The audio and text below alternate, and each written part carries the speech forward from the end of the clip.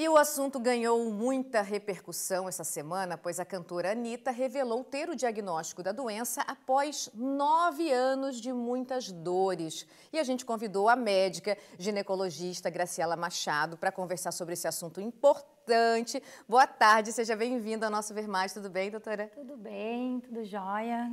Assunto super importante da gente trazer para conversar aqui, né?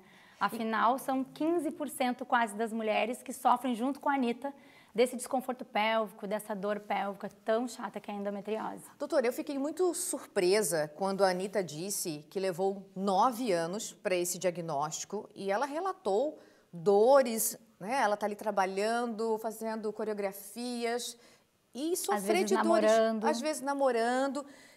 Se a Anitta, que tem acesso a tantos especialistas, demorou tudo isso, eu fiquei preocupada com as outras pessoas. Eu vou te contar, Flávia, que essa, infelizmente, é a história natural da endometriose.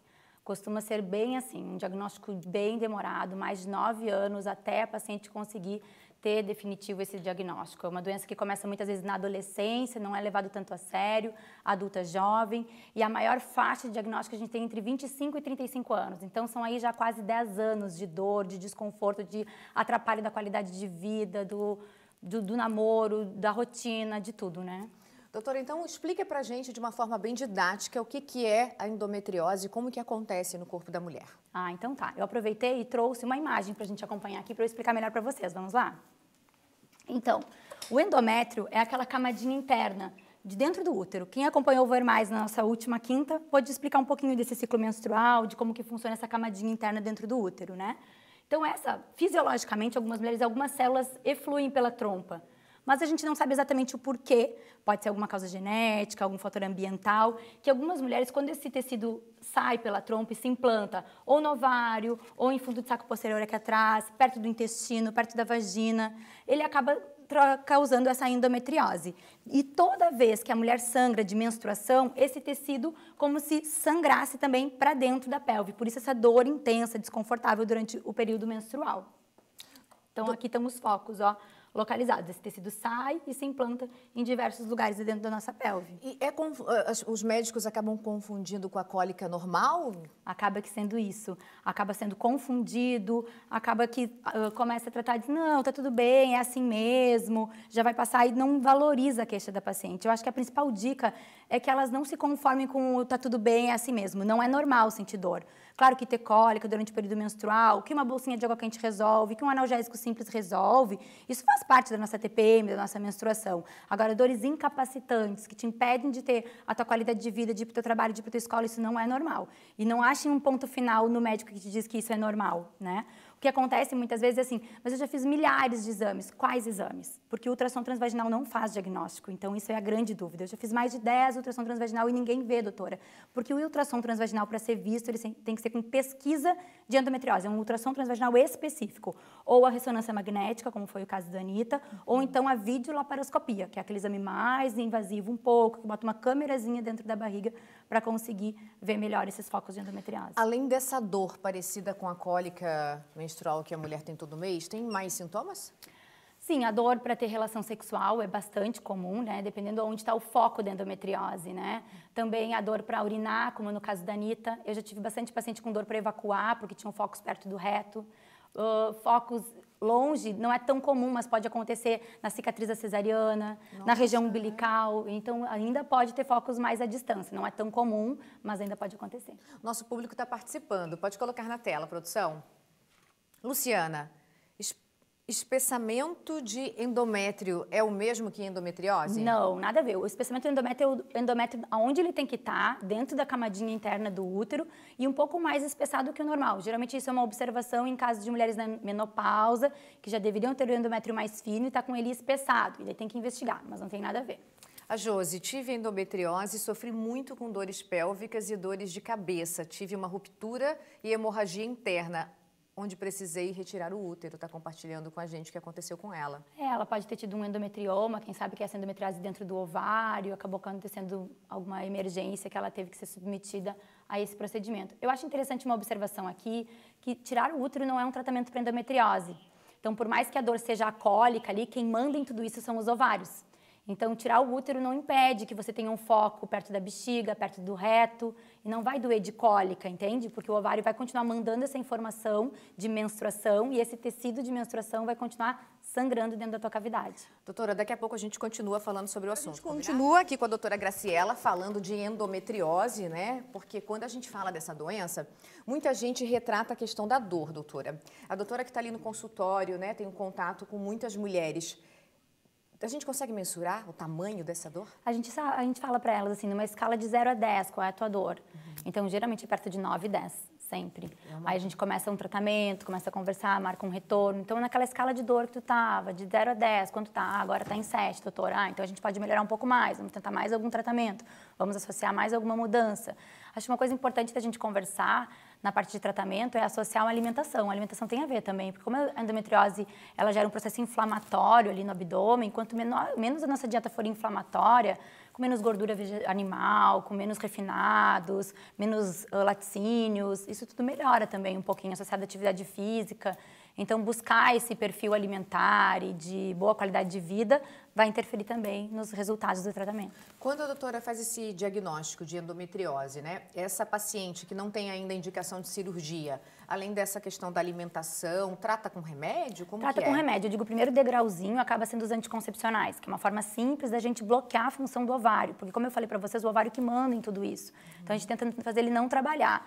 Então, bloqueia o ovário para não menstruar, depois a gente sobe um nível que é hormônios específicos para bloqueio de ovário, e até chegar ao ponto de induzir uma menopausa na paciente, para que ela realmente não sangre nada, isso geralmente por um tempo autolimitado, porque tem todos os efeitos adversos disso, mas também pode fazer parte do tratamento antes de ser indicado uma cirurgia, ou até associado, ou até para melhorar o padrão antes de se fazer a cirurgia.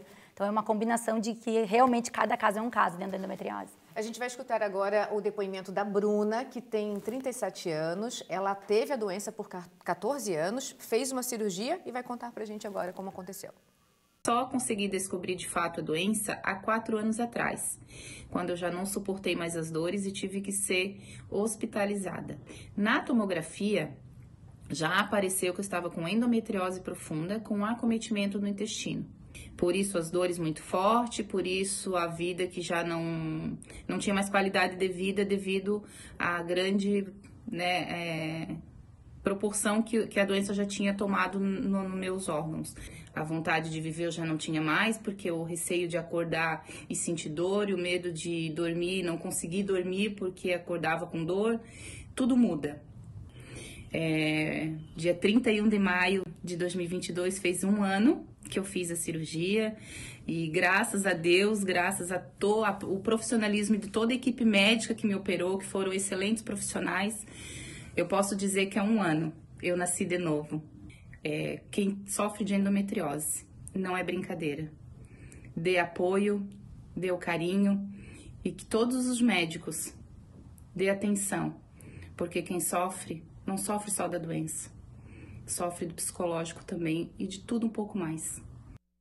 É isso, doutora? Achei tão legal isso dela falar assim dessa parte do acolhimento, como é importante, não só do médico, mas da família, porque é uma pessoa que se torna cansativa, coitada, porque ela está sempre repetidamente com aquela dor, que é cíclica, que vem, que vai, que atrapalha toda essa qualidade de vida dela. Então, achei bem bacana esse ela disse que ela tinha um emprego e que eles não entendiam, né? Porque a dor da cólica não é levada assim como uma dor crônica, não é levada em consideração. Sim, muitas vezes, ai, que manhosa, ai, nossa, de novo faltando por causa disso. Então, tu acaba ficando com esse rótulo, sabe? Bem triste para as pacientes mesmo.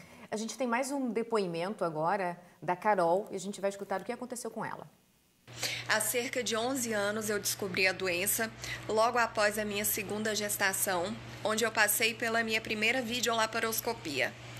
Nos anos seguintes, eu tive que fazer mais 2 videolaparoscopias, porque minha endometriose voltou, mas ela sempre esteve presente desde a minha adolescência. Sempre tive o fluxo intenso, muita cólica menstrual, menstruação desregulada e muitas vezes um incômodo na relação. Hoje eu faço tratamento com uso de anticoncepcional porque eu não posso ficar menstruada. E até o final do ano o médico recomendou a retirada do meu útero, uma histerectomia, para que eu possa estar amenizando esse caso meu da endometriose. Achei ela bem consciente em tudo que ela falou, né? E bem corroborou com tudo que a gente disse. Um diagnóstico que começa na adolescência com um fluxo intenso e com bastante cólica, a demora do diagnóstico, saber que a cirurgia não é o fim da linha, ela continua em tratamento, ainda tem a possibilidade de retirar o útero como uma alternativa a diminuir e a amenizar. Achei ela super orientada, acho que ela está bem orientada em tudo isso e foi um bom depoimento, até para a gente não pensar que a Anitta operou, a solução é operar. Nem sempre a indicação é operar e nem sempre a operação é o último ponto, sabe, de que vai se resolver tudo. Tem participação do nosso público, pode colocar na tela. A Rose, eu fiz a cirurgia da endometriose e fiquei só com o ovário, mas eu sinto muita dor ainda, é normal. É exatamente isso que eu tô falando. O outro ovário continua mandando, ainda pode ter ficado alguns focos, então associar algum tratamento clínico após a cirurgia, às vezes é uma coisa bem relevante, bem bacana. Alice, a endometriose pode causar dor sem estar no período menstrual? Ela pode, ela é mais comum, se intensifica mais no período menstrual, mas como tu já está com o abdômen inflamado, com aderências, com tudo, às vezes pode, durante a relação sexual, ter dor porque tem uma aderência, então aquilo ali dificulta, dá desconforto, pode sim. Relato da Dani, eu sinto muita dor no quadril e o meu fluxo menstrual é muito grande. Meu médico está suspeitando de endometriose. Ah, bacana, já está com isso passando pela cabeça do teu médico, já começar a investigar, conversar sobre as opções de tratamento. Doutora, a gente não comentou, eu quero fazer uma última pergunta. Sobre as mulheres que têm essa doença, elas têm dificuldade para engravidar? Sim, em torno de 40% a 50% das mulheres que têm endometriose pode estar associado à infertilidade. Existem muitas mulheres que engravidam e ocasionalmente, em várias cesáreas, a gente abre e diz, olha aqui um foquinho de endometriose. Então, não é patognomônico, não significa assim, vai ter endometriose e vai ter infertilidade. Mas metade delas pode cursar com isso, pelo fato dessa reação inflamatória crônica, da obstrução das trompas, que é um caminho importante para o espermatozoide, para o óvulo se encontrarem. Então, realmente pode estar associado.